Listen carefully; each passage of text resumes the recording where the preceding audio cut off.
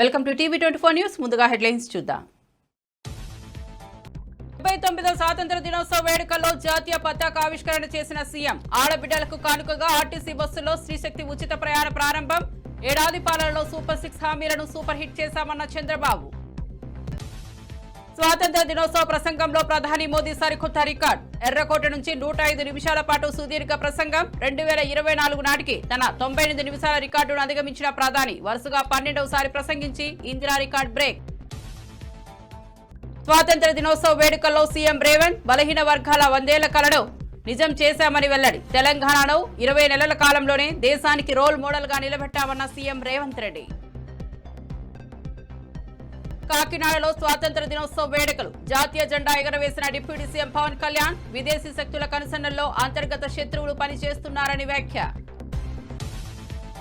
ఇక వార్త వివరాల్లోకి వెళ్తే 79వ స్వాతంత్ర దినోత్సవ వేడుకల్లో జాతీయ జెండా ఆవిష్కరించిన డిప్యూటీ సీఎం పవన్ కళ్యాణ్ ఎన్నికల్లో గెలిస్తే ప్రజా తీర్పు, ఓడితే ఓటు చోరీ అంటారా అని పులివెందుల ఎమ్మెల్యే జగన్మోహన్ రెడ్డిని ప్రశ్నించారు. ఇది ఎక్కడి న్యాయమని విమర్శించారు. ఓటమిని అంగీకరించకపోవడం ప్రజాస్వామ్యానికి విరుద్ధమని, ఎన్నికల ఫలితాలను గౌరవించడం ప్రతి రాజకీయ నాయకుడి కర్తవ్యమని అన్నారు. ప్రజలు ఇచ్చిన తీర్పును వినయంగా స్వీకరించడం వల్లే ప్రజాస్వామ్యం బలపడుతుందని, అదే నాయకుని పరిపక్వతకు నిదర్శనమని పేర్కొన్నారు. ఎన్నికల తర్వాత అసత్య ప్రచారం చేయడం, ఆరోపణలు మోపడం కాకుండా ప్రజల సమస్యల పరిష్కారంపై దృష్టి పెట్టాలని సూచించారు.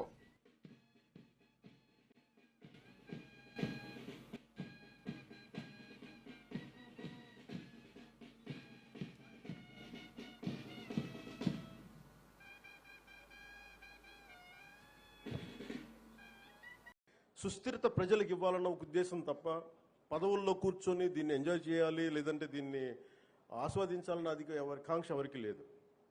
కానీ ఈ దుస్థితి నుంచి, ఎందుకంటే అనుక్షణం ప్రతిపక్ష నాయకులను చూస్తూనే ఉన్నారు. జాతీయ స్థాయి ప్రతిపక్ష నాయకుల నుంచి ఓడిపోతేనేమో సడన్గా ఓట్ చోరీ అంటారు. వాళ్ళు గెలిచినప్పుడేమో ఓట్ చోరీలు కనిపించవు వాళ్ళకి. గత ప్రభుత్వంలో కూడా చూసాం. 2019లో వాళ్ళు గెలిచినప్పుడు మేము ఎక్కడా మాట అనలా. ప్రజలు తీర్పు ఇచ్చారు, దాన్ని గౌరవించాం. 2024లో 151 సీట్లు కూటమి ప్రభుత్వానికి ఇచ్చి 164 కూటమి ప్రభుత్వానికి ఇస్తే సడన్గా వారికి ఏమనిపించిందంటే ఇది ఓట్ల గురించి మన ఓటింగ్ మెషిన్లో తప్పంటాం. అంటే గెలిచినప్పుడు ఒక న్యాయం, ఓడిపోయినప్పుడు ఇంకో న్యాయం. ఇది రాష్ట్రం, జాతీయ స్థాయి నుంచి రాష్ట్రం వరకు. 79వ స్వాతంత్ర దినోత్సవ వేడుకల సందర్భంగా గోల్కొండ కోటలో ముఖ్యమంత్రి రేవంత్ రెడ్డి జాతీయ జెండాను ఆవిష్కరించారు. ఈ కార్యక్రమానికి ప్రభుత్వ ప్రధాన కార్యదర్శి Ramakrishna Rao, DGP Jitender, Hyderabad CP CV Anand, collector హరిచందనతో పాటు పలువురు ఉన్నతాధికారులు హాజరయ్యారు. వేడుకలలో 1200 మంది కళాకారులు కళా నృత్యాలు, దేశభక్తి నృత్య ప్రదర్శనలు నిర్వహించారు. 31 విభాగాలుగా సాంస్కృతిక కార్యక్రమాలు ఏర్పాటు చేయగా వీటితో గోల్కొండ ప్రాంగణం దేశభక్తి వాతావరణంలో మునిగిపోయింది.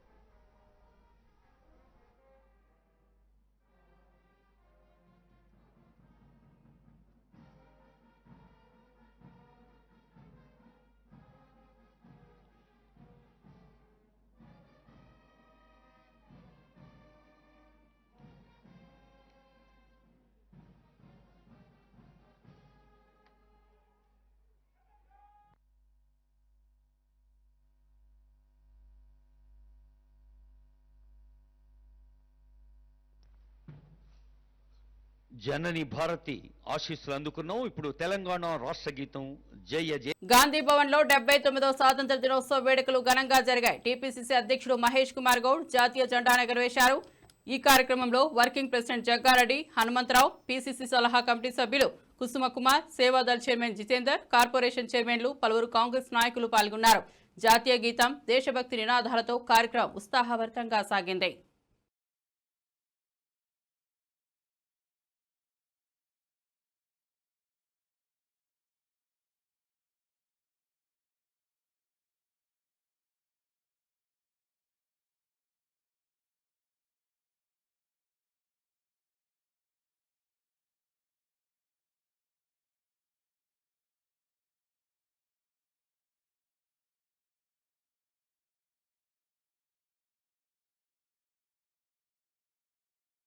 ओपन आओ, एक सेकंड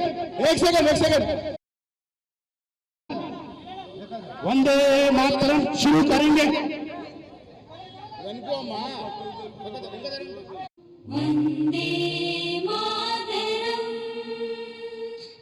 सुजला सुफला मलयज शीतला शस्य श्यामला मातरम वंदे मातरम शुभ्रज्योत्स्ना पुलकितयामिनीं पुल्लकुसुमित द्रुमदलशोभिनीं सुहासिनीं सुमधुरभाषिणीं सुखदां वरदां मातरं वन्दे मातरं वन्दे मातरं। ఇప్పుడు పతాక ఆవిష్కరణ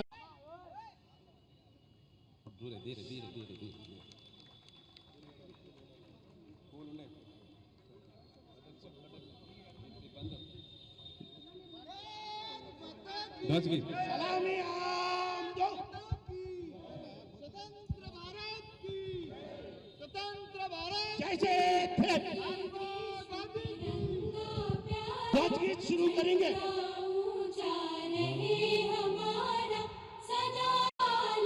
प्रेम सुधा बरसाने वाला, वीरों को हर्षाने वाला, मातृभूमि का तन मन सारा, झंडा ऊंचा रहे हमारा, शान न इसकी जाने पाए, चाहे जान भले ही जाए, जय करके दिखला। 79వ స్వాతంత్ర దినోత్సవం సందర్భంగా తిరుమల క్యాంప్ కార్యాలయంలో టీటీడీ చైర్మన్ బీఆర్ నాయుడు జాతీయ జెండాను ఎగురవేశారు. ఈ కార్యక్రమంలో టీటీడీ అధికారులు, సిబ్బంది, భక్తులు పాల్గొన్నారు. జాతీయ గీతం ఆలపించడంతో ప్రాంగణం దేశభక్తి వాతావరణంలో మారబోగింది. దేశ స్వాతంత్ర్యం కోసం ప్రాణత్యాగం చేసిన మహానీయులను స్మరించుకున్నారు. స్వాతంత్రానికి అంకిత భావం, ఐక్యత, సాంఘిక సమైక్యతను ప్రాముఖ్యతను చైర్మన్ నాయుడు తన సందేశంలో హైలైట్ చేశారు. దేశ అభివృద్ధి కోసం ప్రతి పౌరుడు తన వంతు బాధ్యతను నిర్వర్తించాలన్నారు.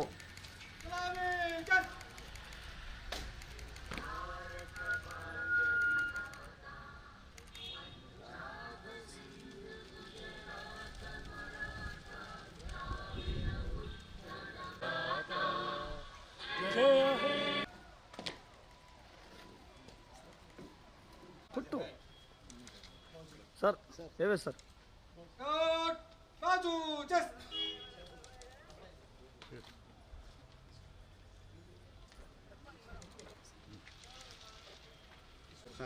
సార్ ఏవే సార్ కొంచెం అటు వెళ్ళిపోండి వెనక్కి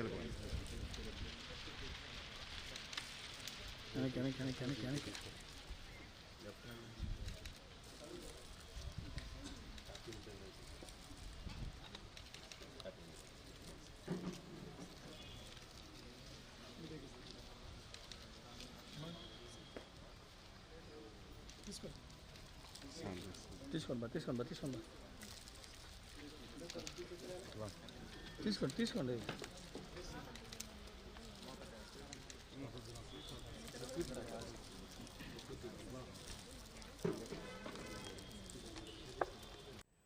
79వ స్వాతంత్ర దినోత్సవం సందర్భంగా చిరంజీవి చారిటబుల్ ట్రస్ట్ కార్యాలయంలో మెగాస్టార్ చిరంజీవి జాతీయ జెండాను ఆవిష్కరించారు. ఈ కార్యక్రమంలో నిర్మాత అల్లు అరవింద్, నటుడు సాయి ధరమ్ తేజ్ పాల్గొన్నారు. జాతీయ గీతం నడుమ జెండా ఆవిష్కరణ అనంతరం దేశ స్వాతంత్ర్యం కోసం త్యాగం చేసిన మహానీయులను స్మరించుకున్నారు. చిరంజీవి స్వాతంత్ర స్ఫూర్తిని కాపాడుకోవడంలో ప్రతి పౌరుడి బాధ్యతను ప్రాముఖ్యంగా పేర్కొన్నారు.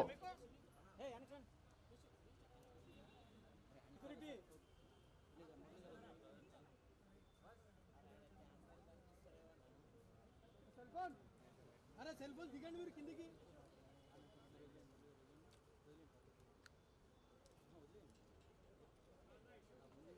ఏ కెమెరా డౌన్ చేయ బ్రదర్. ఏ డిమ్మల్ ఏ రే బాబు.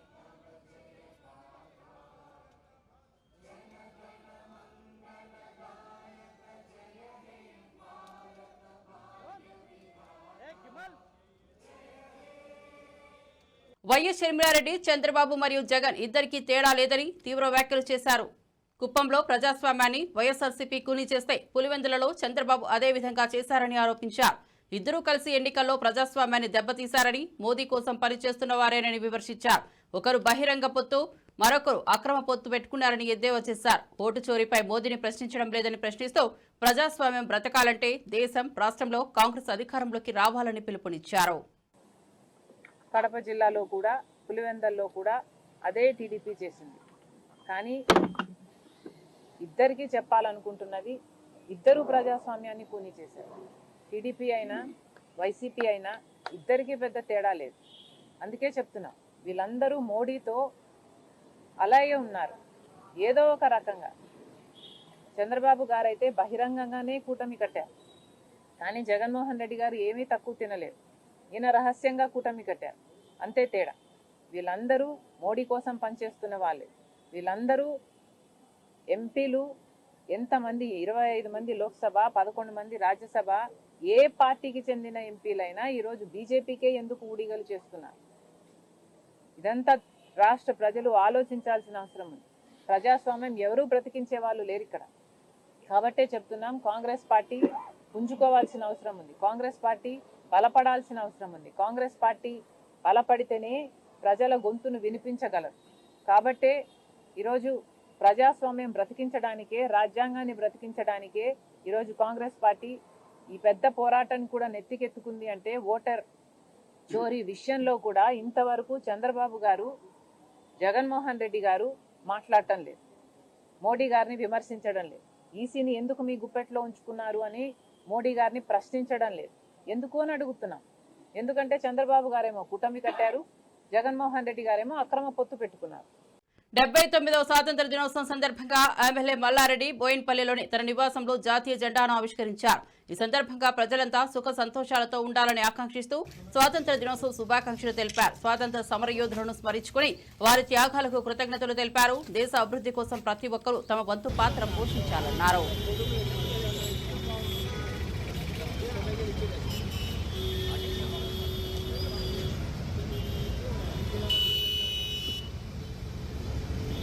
జై భీమ్, జై భీమ్, జై భీమ్, జై భీమ్, జై భీమ్, జై భీమ్. భారత్ మాతా కీ.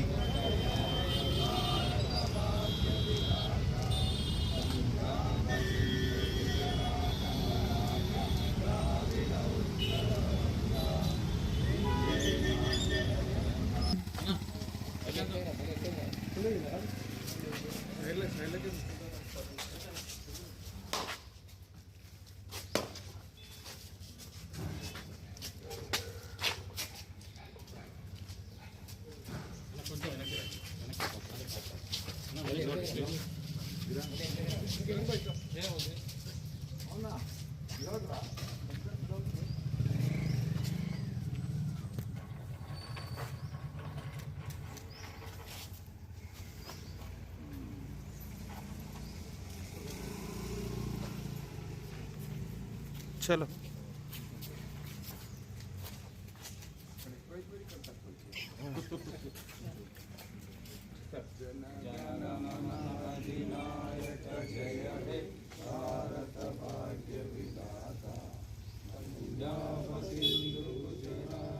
తెలంగాణను పరాయి పెత్తనం నుండి విముక్తి చేసుకుని సాధించుకున్న తర్వాత ఇప్పుడు మళ్లీ ఢిల్లీ పార్టీల పెత్తనం పెరుగుతోందని బీఆర్ఎస్ నేత కేటీఆర్ అన్నారు.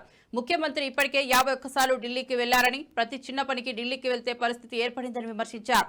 ఈ ధోరణి కొనసాగితే తెలంగాణ తన స్వతంత్రం, స్వేచ్ఛను కోల్పోయే ప్రమాదం ఉందని హెచ్చరించారు. బతికే ఒక పరిస్థితి, ఆర్థిక స్వావలంబనతో బతికే ఒక పరిస్థితి, అట్లాంటి పరిస్థితిని కేసీఆర్ గారి నాయకత్వంలో మనం 2014లో తెలంగాణ సాధించుకోవడం ద్వారా మనం ఆర్జించుకుంటే ఈరోజు పూర్తి భిన్నంగా దానికి పరాయి వాళ్ళ పాలన పోయింది, ఢిల్లీ కిరాయి పాలన మొదలైంది అనే విధంగా ఢిల్లీ పార్టీల పెత్తనం మళ్ళీ ఒక్కసారి తెలంగాణ మీద నడుస్తూ ఉన్నది. ముఖ్యమంత్రి 51 సార్లు ఇప్పటికి ఢిల్లీ పోయి వచ్చారు కేవలం 20 నెలల్లో. అట్లాగే ప్రతి చిన్న పనికి కూడా ఢిల్లీ వైపే చూడాల్సిన పరిస్థితి. మళ్ళొక్కసారి ఢిల్లీ చేతుల్లో జుట్టు చిక్కిన తర్వాత తెలంగాణ తిరిగి ఒక్కసారి పరాయి వారి బానిసత్వంలోకి పోయి మళ్ళీ తిరిగి తన స్వాతంత్రాన్ని, తన స్వేచ్ఛను కోల్పోతున్న పరిస్థితి ఇవాళ కనబడతా ఉంది. సంక్షేమంలో వెనుకబడ్డది, వ్యవసాయంలో వెనుకబడ్డది, ఐటీ పరిశ్రమలు తరలిపోతున్నాయి వేరే రాష్ట్రాలకి. దానికి 2 ఢిల్లీ పార్టీలు కూడా కారణం. ఒక కాంగ్రెసే కాదు, ఖచ్చితంగా బీజేపీ కూడా దానికి కారణం అని చెప్పక తప్పదు. అందుకే నేను తెలంగాణ ప్రజలకు చేసే విజ్ఞప్తి ఒకటే. పెద్దలు జయశంకర్ గారు ఒకసారి కాదు కొన్ని వేల సార్లు చెప్పారు, స్వీయ రాజకీయ అస్తిత్వమే తెలంగాణకు ఏనాటికైనా శ్రీరామ రక్ష. సాధించుకున్న స్వాతంత్రాన్ని కాపాడుకోవాలి, ఆ స్వతంత్రంగా బతికే తెలంగాణలో ఆత్మగౌరవంతో బతకాలి. ఆత్మగౌరవంతోనే కాదు, పేదలు ఆర్థిక స్వావలంబన సాధించాలి అంటే ఖచ్చితంగా స్వీయ రాజకీయ అస్తిత్వ శక్తి అయిన బీఆర్ఎస్, దాని నాయకుడు కేసీఆర్ గారి నాయకత్వమే మన రాష్ట్రానికి శ్రీరామ రక్ష అనే మాటను మీ అందరికీ కూడా గుర్తు చేస్తూ మళ్ళీ ఒక్కసారి తెలంగాణ ప్రజలకు, అదేవిధంగా మా సహచర భారతీయులందరికీ, సోదరులకి, సోదరీమణులందరికీ ప్రపంచవ్యాప్తంగా ఎక్కడ ఉన్నా వారందరికీ కూడా స్వాతంత్ర దినోత్సవ శుభాకాంక్షలు తెలియజేస్తూ, మనను విడదీసే అంశాలు 100 ఉన్నాయి, కులాలు మతాల పేరిట 100 ఉన్నాయి, కానీ కలిపి ఉంచే ఒకే ఒక్క అంశం భారతీయత. అది కోల్పోకుండా అందరం కూడా సహచరులుగా, సోదరులుగా, సోదరభావంతో ముందుకు పోదామని చెప్పి విజ్ఞప్తి చేస్తూ జై హింద్. వైఎస్ఆర్సీపీ కేంద్ర కార్యాలయంలో 79వ స్వాతంత్ర దినోత్సవ వేడుకల్లో జాతీయ జెండా ఆవిష్కరించిన party state coordinator Sajjala Ramakrishna Reddy ఈ సందర్భంగా ఎన్నికల వ్యవస్థపై తీవ్ర విమర్శలు గుప్పించారు. ఈవీఎంల మోసాలతో గెలిచారని, గత ఎన్నికల్లో 12.5% ఓట్లు పెరిగిన విధానంపై ఎవరూ సమాధానం ఇవ్వలేదన్నారు. జెడ్పీటీసీ ఉప ఎన్నికల్లో వ్యవస్థలను నిర్వీర్యం చేశారని, సీసీ ఫుటేజీ, వెబ్కాస్టింగ్ ఇవ్వలేదని ఆరోపించారు. పారదర్శక ఎన్నికలకే భయపడుతున్నారని విమర్శించారు.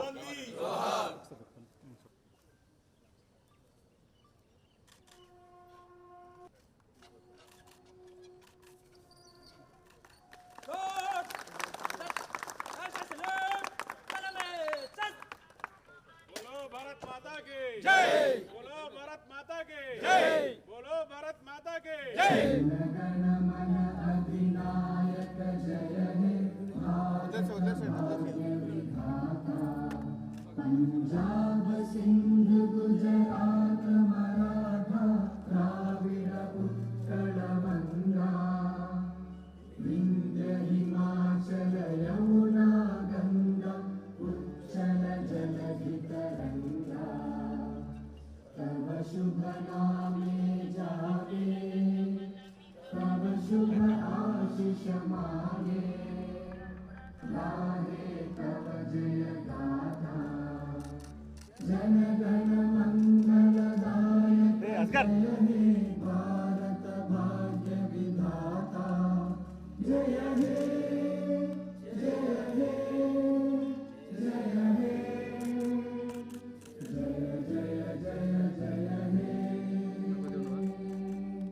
కాంగ్రెస్ ప్రభుత్వం లైఫ్ ట్యాక్స్ పెంపు పేద మధ్యతరగతిపై దాడి అని మాజీ మంత్రి హరీష్ రావు విమర్శించారు. 1000 కోట్ల పన్ను భారం మోపి 1,00,000 బైకు 3,300 లైఫ్ ట్యాక్స్ విధించడం బాధాకరమన్నారు. 12% నుంచి 15% పెంచడం అన్యాయమని పేర్కొన్నారు. ఆదాయం కోసం పన్నులు పెంచడం దుర్మార్గమని, రిజిస్ట్రేషన్ ఛార్జీలు పెంచి పేదల రక్తం పీలుస్తున్నారని ఆరోపించారు. సీఎం రేవంత్ వ్యాఖ్యలను గుర్తు చేస్తూ ఖజానా నింపుకోవడానికే పన్ను మార్గాన్ని ఎంచుకున్నారని ఎద్దేవా చేశారు. 100 కోట్లు వచ్చింది, కానీ పోయిన సంవత్సరం కాంగ్రెస్ పాలనలో 6,900 వచ్చింది. అంటే 200 కోట్ల రూపాయలు తగ్గింది. ఎందుకు తగ్గింది? ప్రజల చేతిలో డబ్బు లేదు, ప్రజల కొనుగోలు శక్తి తగ్గింది, వాహనాలు కొనడం తగ్గుముఖం పట్టింది. అందువల్ల దేశంలో అన్ని రాష్ట్రాల్లో పెరిగింది, ఒక్క తెలంగాణలో మాత్రమే తగ్గింది.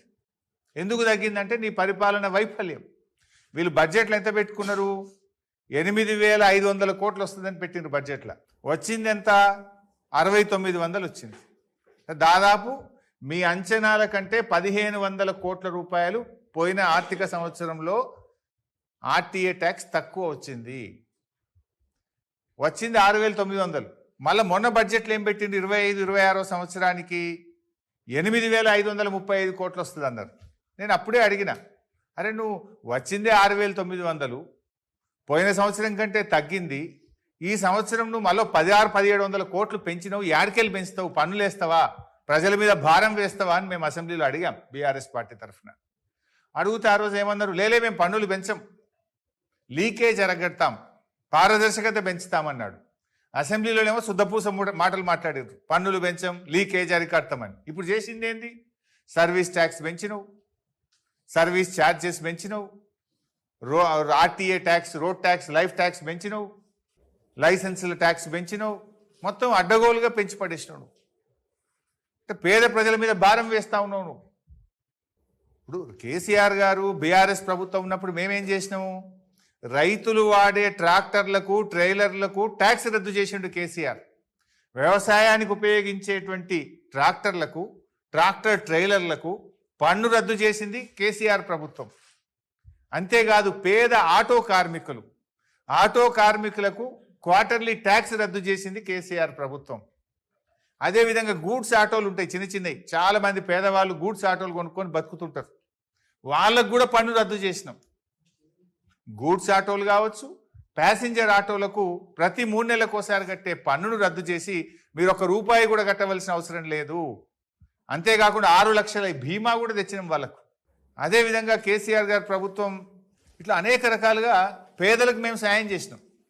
మేమేం లైఫ్ ట్యాక్స్ పెంచలే, ఆటోలకు పన్ను రద్దు చేసినాం, ట్రాక్టర్లకు పన్ను రద్దు చేసినాం, ట్రాక్టర్ టైలర్లకు పన్ను రద్దు చేసినాం. మేమేమో పేదలకు ఉపశమనం కలిగించాం.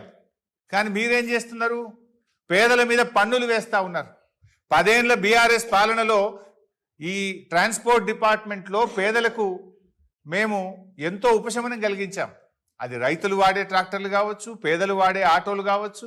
గత వైసీపీ సర్కార్ హయాంలో దెబ్బతిన్న ఏపీ బ్రాండ్ను పునరుద్ధరిస్తున్నామని ముఖ్యమంత్రి చంద్రబాబు అన్నారు. పెట్టుబడిదారుల విశ్వాసాన్ని తిరిగి సంపాదిస్తున్నామన్న సీఎం హామీ ఇచ్చిన ప్రకారం 20 లక్షల ఉద్యోగాల కల్పన చేసి తీరుతామన్నారు. ఈ క్రమంలో రాష్ట్రంలోని అన్ని ప్రాంతాలను సమాన దృష్టితో అభివృద్ధి ఆమోదం తెలిపింది. వీటి ద్వారా 5,56,000 మందికి ఉద్యోగాలు వస్తాయి. రాష్ట్రంలో పెట్టుబడులు, పరిశ్రమల స్థాపనకు సంబంధించి మన ఆలోచనలకు కేంద్రం అందిస్తున్న సహకారానికి ధన్యవాదాలు. సెమీ కండక్టర్ పరిశ్రమ ఏపీలో ఏర్పాటు చేసేందుకు కేంద్ర కేబినెట్ నిర్ణయం చేశారు. మొబైల్స్, ఆటోమొబైల్, ఎలక్ట్రానిక్, సెటాప్ బాక్సుల్లో ఉపయోగించే సెమీ కండక్టర్ తయారీ పరిశ్రమ దీనితో విప్లవాత్మక మార్పు వస్తుంది. సిలికాన్ వ్యాలీ తరహాలో దేశంలో అమరావతిలో క్వాంటమ్ వ్యాలీ అమలవుతుంది. 2026 జనవరి నుంచి క్వాంటమ్ కంప్యూటింగ్ వ్యాలీ సేవలు మొదలవుతాయి. ఉత్తరాంధ్రకి ఐటీ డేటా సెంటర్లు వస్తున్నాయి. రాయలసీమలో defence, space, aerospace, drone, automobile, electronic పరిశ్రమలు వస్తున్నాయి. అన్ని ప్రాంతాల అభివృద్ధికి కృషి చేస్తున్నాం. ఐటీ, ఎలక్ట్రానిక్ రంగాల్లో పెట్టుబడుల కోసం కొత్తగా 6 పాలసీలు తీసుకొచ్చాం. నవ్యాంధ్రకు దిగ్గజ ఐటీ కంపెనీలైనటువంటి గూగుల్, టీసీఎస్, కాగ్నిజెంట్ వంటి సంస్థలు పెట్టుబడులు పెట్టడానికి ముందుకొచ్చాయి. మీ ఇంట్లో కూర్చొని ప్రభుత్వ సేవలన్నీ 700 సేవలను నేరుగా పొందే విధంగా ఈ రోజు నుంచి అమలు చేస్తున్నాం. ఈ సేవల అమల్లోకి వస్తాయని చెప్పి కూడా నేను మీకు తెలియజేస్తున్నా. 79వ స్వాతంత్ర దినోత్సవం సందర్భంగా గుంటూరు పోలీస్ పరేడ్ గ్రౌండ్స్ లో జరిగిన వేడుకల్లో మంత్రి నారా లోకేష్ ప్రధాన అతిథిగా పాల్గొన్నారు. ఈ సందర్భంగా ఆయన గాంధీ మాటలను స్మరించుకుంటూ మార్పు మన నుంచే ప్రారంభం కావాలని పిలుపునిచ్చారు. జెండా పండుగ తనకు భావోద్వేగంగా అనుసంధానమై ఉందని, స్కూల్ డేస్ లో జెండా ఎగరవేసే క్షణాలు గుర్తుకు వచ్చాయని అన్నారు. అహింసనే ప్రపంచంలో అత్యంత శక్తివంతమైన ఆయుధమని, దానితోనే గాంధీజీ స్వాతంత్ర్యం సాధించారని గుర్తు చేశారు. సత్యం, అహింస, సత్యాగ్రహం విలువలను పాటించాలని సూచించారు.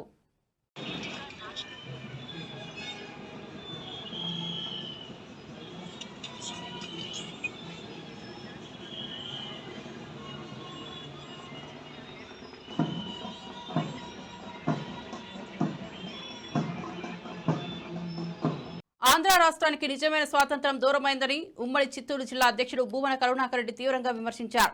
79 సంవత్సరాల క్రితం దేశం స్వేచ్ఛ సాధించిన మన రాష్ట్రం కూటమి పాలనలో అణిచివేతకు గురవుతోందని ఆరోపించారు. భావ స్వేచ్ఛ, వాక్ స్వేచ్ఛ, ప్రశ్నించే స్వేచ్ఛ కోల్పోయి ప్రజలు నలిగిపోతున్నారని, అరాచకాలు, దౌర్జన్యాలు బ్రిటిష్ నాజీ పాలనలో కల్పిస్తున్నాయని వ్యాఖ్యానించారు. మళ్లీ స్వేచ్ఛ కోసం ప్రజా పోరాటాలు అవసరమని పిలుపునిచ్చారు. తెచ్చుకున్నటువంటి మనం ఈ రోజున బ్రిటిష్ వారి కంటే, నాజీల కంటే, నిజాముల కంటే నయా జారుల్లాగా రాష్ట్రంలో ఒక కూటమి ప్రభుత్వం ప్రజల హక్కుల్ని పూర్తిగా హరించి వేస్తోంది. ఇక్కడ వాక్ స్వాతంత్రాన్ని కోల్పోతున్నాం, ప్రశ్నించేటువంటి పరిస్థితులు లేకుండా పోతున్నాయి.